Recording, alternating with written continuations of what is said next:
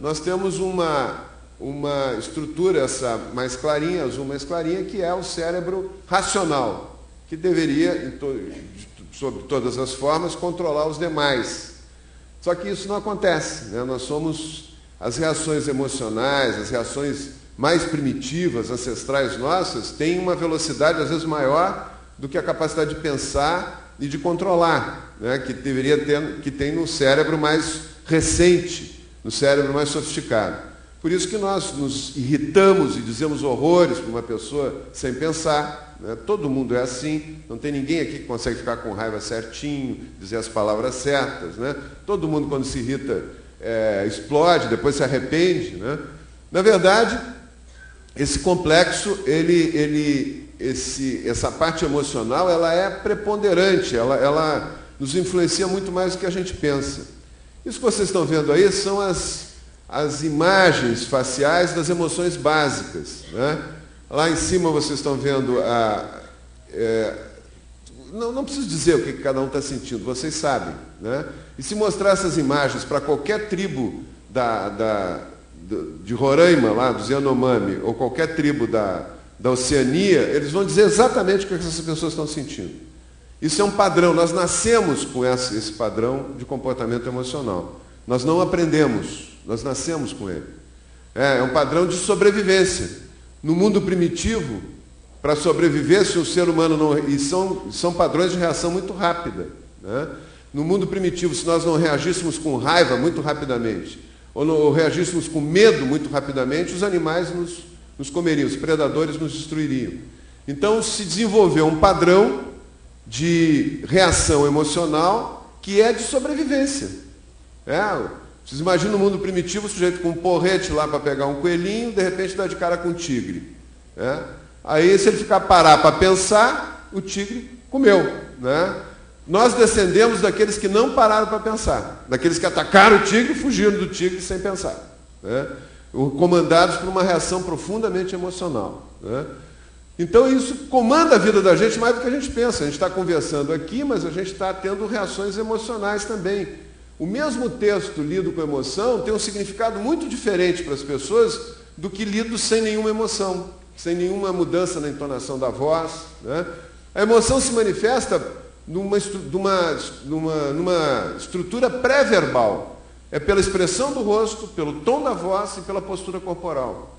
Isso influencia muito mais do que a gente fala, às vezes, do que o texto que a gente fala, do que o conteúdo que a gente fala. A raiva é uma emoção poderosa e ela está na base da agressão humana, né? Todos nós sentimos raiva, né, em determinados momentos, e a raiva ela é um complexo de reações, ela não é só uma reação da gente se irritar, falar alto e a expressão do rosto ser essa, mas toda uma área, todo um conjunto de estruturas cerebrais funciona para nos preparar para a luta. Sempre que a gente fica com raiva, todo o nosso corpo se prepara para a luta. É uma situação ancestral, primitiva, mas o nosso cérebro tem 200 mil anos, né? Ele é um cérebro, nós trabalhamos com a cabeça do caçador-coletor de 200 mil anos atrás, muitas vezes. É que a civilização nos obrigou a evoluir no convívio, enfim, privilegiando determinado tipo de comportamento e não outro, né? Mas esse cérebro aí é um cérebro que comanda ataques. E nós nos preparamos para o ataque. O sangue vai mais para o braço quando a gente está com raiva, o coração dispara, bate mais forte, né, para a gente poder golpear, ter mais sangue no braço para poder golpear. Quando a gente está com medo, dilata a artéria da perna, para a gente poder correr, né? Então, isso é um padrão corporal que funciona independente da nossa vontade, né? A gente explode, a nossa capacidade de controlar isso é que faz diferença, né? A agressão e a impulsividade tem causas genéticas, tem causas de gênero, né? Na verdade, os genes não são genes da violência. Os genes são genes que facilitam a impulsividade, que diminuem o controle dos impulsos. Essa que é a questão básica, né? O gênero, agressão e impulsividade, o ambiente agressivo, o ambiente nos obriga também, para sobreviver até uma maior agressividade. O abuso de substâncias, depois eu vou falar um pouquinho sobre isso, e transtornos psiquiátricos. Os transtornos mentais que levam a comportamento violento são muitos. Todos eles têm uma parcela que leva a comportamento violento. O alcoolismo é 12% da população, 18% da população masculina. Olha o tamanho desse problema, né? As drogas ilícitas são 4 a 6%. O crack, aqui no Rio Grande do Sul, é 0,5% a 1%. Nos Estados Unidos já é 4% crack, da população dependente do crack, que é uma coisa gravíssima. Depois eu vou falar um pouco sobre isso. A depressão é 10%. A depressão causa uma violência auto-infligida, que é o suicídio. O Rio Grande do Sul é o estado com o maior número de suicidas, né? Nós temos 2,5 vezes o número de suicidas do que a média nacional, né? E algumas regiões do estado também. Isso é um assunto que nós também estamos fazendo um estudo. O governo do estado está fazendo um estudo em parceria com universidades para tentar entender e trabalhar a prevenção disso. Transtorno do déficit de atenção e hiperatividade. Isso é uma coisa importantíssima, pouco valorizada. No Rio Grande do Sul nós temos um serviço que talvez seja o serviço que conheçam mais esse assunto no mundo, que é o serviço do Hospital de Clínicas, do Dr. Luiz Rode. Transtorno do déficit de atenção e hiperatividade é que 5,6% das crianças chegam na escola com isso. E é aquela criança que não para, ela não consegue focalizar a atenção mais que um minuto em alguma coisa. Ela está sempre mudando o foco de atenção, está sempre se agitando, está sempre tumultuando a aula. Os professores têm horror dessas crianças, né? Ao não entender o problema, marginalizam as crianças, criam uma situação de constrangimento enorme para elas.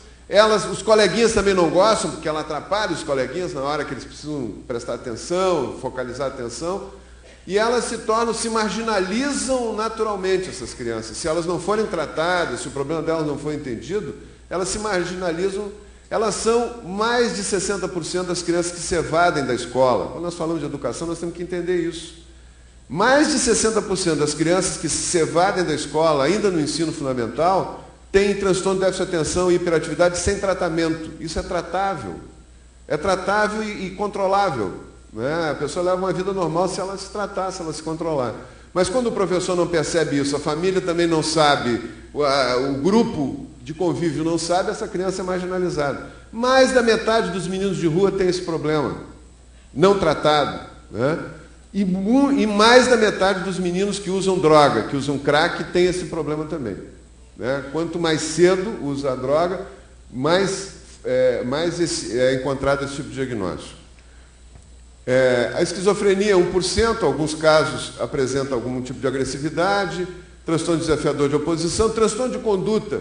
São crianças, aquelas criancinhas malvadas, que botam fogo nos gatinhos, enfocam os gatinhos, os cachorrinhos, matam os pintinhos, né, e machucam os outros e tal. Esse transtorno de conduta, ele é considerado transtorno de conduta até os 18 anos. Depois se transforma no transtorno de personalidade antissocial. Se ele não for tratado, acompanhado, se essa criança não tiver algum tipo de atendimento psicológico e tal, isso vira o transtorno da personalidade antissocial, que é o que nós chamamos de psicopatia, que é gravíssimo, é um problema seríssimo e pouco valorizado também. Os psicopatas são um tipo de pessoa completamente diferente em termos de sentimentos, de valorização do sofrimento, completamente diferente, né? Depois eu vou falar um pouquinho também sobre isso. E transtorno da personalidade borderline e transtorno bipolar, né, que são problemas sérios também que a gente convive com eles. Os alcoolizados é 60% dos acidentes e 50% dos homicídios. 50% dos homicídios tem alguém alcoolizado. Quer dizer, as pessoas cometem atos de violência em cima de transtornos mentais, com a mente transtornada. Não é a pessoa de repente resolveu matar a outra e planejou tudo. Não, é no impulso. É a falta do controle do impulso, né? 90% dos suicidas são depressivos. Ninguém se mata feliz da vida, né? As pessoas se matam quando elas estão profundamente deprimidas, né? Aqui é para vocês terem uma ideia dos centros cerebrais que trabalham com o prazer, com a dopamina. Esse aqui é o núcleo do tegmento, né? E esse aqui é o núcleo accumbens. Esses núcleos, né,